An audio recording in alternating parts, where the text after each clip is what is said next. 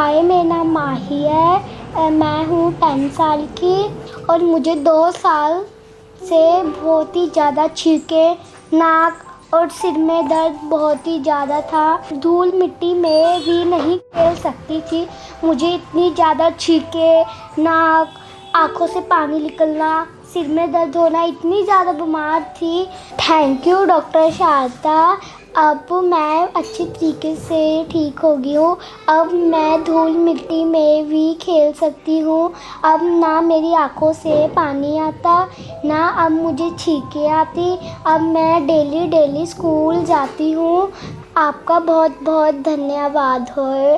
Thank you doctors.